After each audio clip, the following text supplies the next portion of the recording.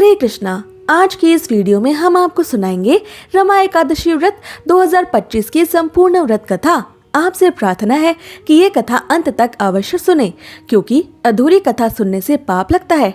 और कथा शुरू होने से पहले हमारे चैनल को सब्सक्राइब करके एक बार कमेंट्स में दिल से जय श्री कृष्णा अवश्य लिखें। भगवान श्री कृष्ण इस कथा को रमा एकादशी के दिन सुन रहे सभी भक्तों और वैष्णव जनों को सुख समृद्धि प्रदान करें, उनके सारे कष्ट समस्याएं दूर हों और उनकी सभी मनोकामनाएं पूरी हों। तो आइए अब शुरू करते हैं कार्तिक मास की रमा एकादशी की पूरी व्रत कथा। तो प्रेम से बोलिए श्री गणेशाय नमः। द्वापर युग में एक बार धर्मराज युधिष्ठिर भगवान श्री कृष्ण से कहने लगे, हे भगवान, कार्तिक मास के कृष्ण पक्ष की एकादशी का क्या नाम है? इसकी विधि क्या है? इसके करने से क्या फल मिलता है? सो आप विस्तार पूर्वक बताइए। तब भगवान श्री कृष्ण बोले कि कार्तिक मास के कृष्ण पक्ष की एकादशी का नाम रमा एकादशी है। यह बड़े बड़े पापों का नाश करने वाली दिव्य एकादशी है। इसका महात्म्य मैं तुमसे कहता हूँ, ध्यान पूर्वक सुनो। हे राजन, प्राचीन काल में मुचकुंद नाम का एक राजा था। उसके इंद्र के साथ मित्रता थी और साथ ही यम, कुबेर, वरुण और विभीषण भी उसके मित्र थे। ये राजा बड़ा धर्मात्मा, विष्णु भक्त और न्याय के साथ राज करता था। उस राजा की एक कन्या थी जिसका नाम चंद्रभागा था। उस कन्या का विवाह चंद्रसेन के पुत्र शोभन के साथ हुआ था। एक समय वह शोभन ससुराल आया। उन्हीं दिनों जल्दी ही पुण्यदायिनी रमा एकादशी भी आने वाली थी। जब व्रत का दिन समीप आ गया तो चंद्रभागा के मन में अत्यंत सोच उत्पन्न हुआ कि मेरे पति अत्यंत दुर्बल हैं और मेरे पिता की आज्ञा अति कठोर है। दशमी को राजा ने ढोल बजवाकर सारे राज्य में यह घोषणा करवा दी कि एकादशी को भोजन नहीं किया जाएगा। ढोल की घोषणा सुनते ही शोभन को अत्यंत चिंता हुई और वो अपनी पत्नी से कहने लगे, हे प्रिय, अब क्या करना चाहिए? मैं किसी भी प्रकार भूख सहन नहीं कर सकूंगा। ऐसा उपाय बताओ जिससे मेरे प्राण बच सके, अन्यथा मेरे प्राण अवश्य चले जाएंगे। तब चंद्रभागा कहने लगी, हे स्वामी, मेरे पिता के राज्य में एकादशी के दिन कोई भी भोजन नहीं करता। हाथी, घोड़ा, ऊंट, बिल्ली, गऊ आदि भी तृण अन्न जल आदि ग्रहण नहीं कर सकते। फिर मनुष्य का तो क्या कहना। इस राज्य में वास करने वाला प्रत्येक जीव एकादशी का व्रत अनिवार्य रूप से करता है। यदि आप भोजन करना चाहते हैं तो किसी दूसरे स्थान पर चले जाइए, क्योंकि यदि आप यहीं पर रहना चाहते हैं तो आपको भी अवश्य ही एकादशी का व्रत करना पड़ेगा। ऐसा सुनकर शोभन कहने लगा, हे प्रिय, मैं अवश्य एकादशी का व्रत करूंगा। जो भाग्य होगा वह देखा जाएगा। इस प्रकार से विचार करके शोभन ने भी रमा एकादशी का व्रत रख लिया और वह भूख व प्यास से अत्यंत पीड़ित होने लगा।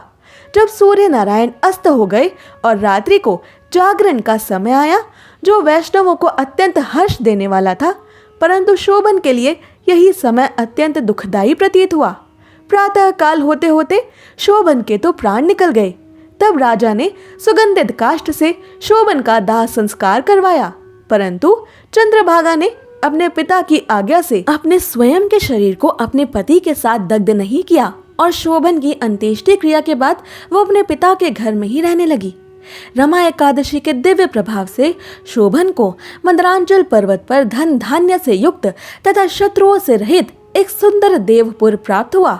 वह अत्यंत सुंदर रत्न और वैदुर्य मणि जटित स्वर्ण के खंभों पर निर्मित अनेक प्रकार के स्फटिक मणियों से सुशोभित भवन में बहुमूल्य वस्त्र आभूषणों तथा छत्र व चवर से विभूषित गंधर्व और अप्सराओं से युक्त सिंहासन पर आरूढ़ ऐसा शोभायमान होता था मानो दूसरा इंद्र ही विराजमान हो।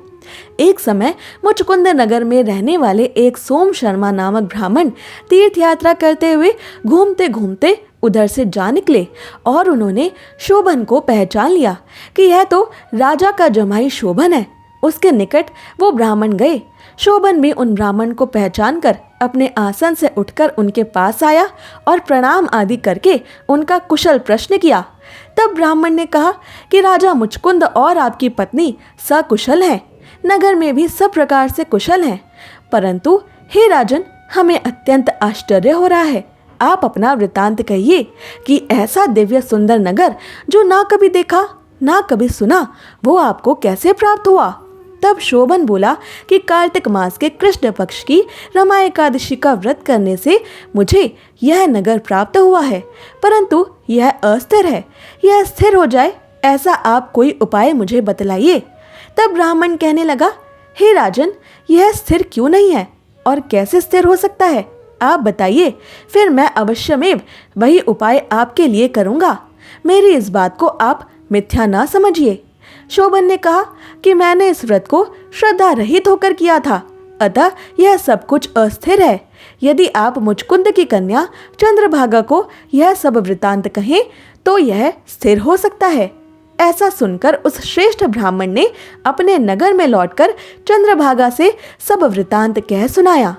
ब्राह्मणों के वचन को सुनकर चंद्रभागा बड़ी प्रसन्नता से ब्राह्मण से कहने लगी कि हे ब्राह्मण, ये सब बातें आपने प्रत्यक्ष देखी हैं या स्वप्न की बातें कर रही हैं? ब्राह्मण कहने लगा, हे पुत्री, मैंने महावन में तुम्हारे पति को प्रत्यक्ष देखा है, साथ ही किसी से विजय ना हो ऐसा देवताओं के नगर के समान उनका नगर भी मैंने देखा है। उन्होंने ये भी कहा है कि यह स्थिर नहीं है, जिस प्रकार वह स्थिर रह सके सो उपाय हमें करना चाहिए। तब चंद्रभागा कहने लगी, हे विप्र, तुम मुझे वहां ले चलो। मुझे मेरे पति देव के दर्शन की तीव्र लालसा है। मैं अपने किए हुए पुण्य से उस नगर को स्थिर बना दूंगी। आप ऐसा कार्य कीजिए जिससे उनका हमारा पुनः संयोग हो सके, क्योंकि वियोगियों को मिला देना महान पुण्य का कार्य होता है।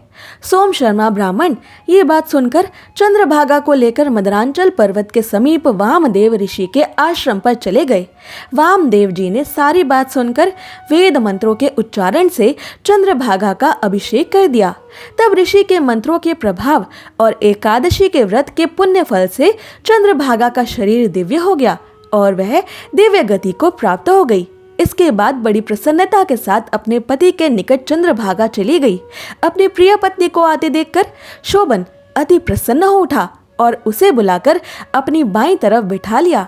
चंद्रभागा कहने लगी, हे प्राणनाथ, आप मेरे सभी पुण्यों को ग्रहण कीजिए। अपने पिता के घर जब मैं 8 वर्ष की थी तब से विधि पूर्वक एकादशी के व्रतों को मैं श्रद्धा पूर्वक करती आ रही हूँ।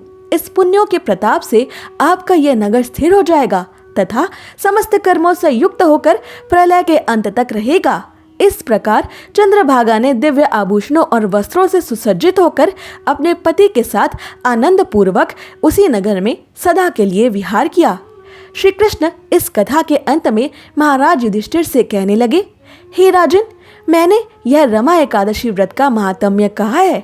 जो मनुष्य इस व्रत को करते हैं उनके ब्रह्मवध आदि समस्त बड़े बड़े पाप भी नष्ट हो जाते हैं।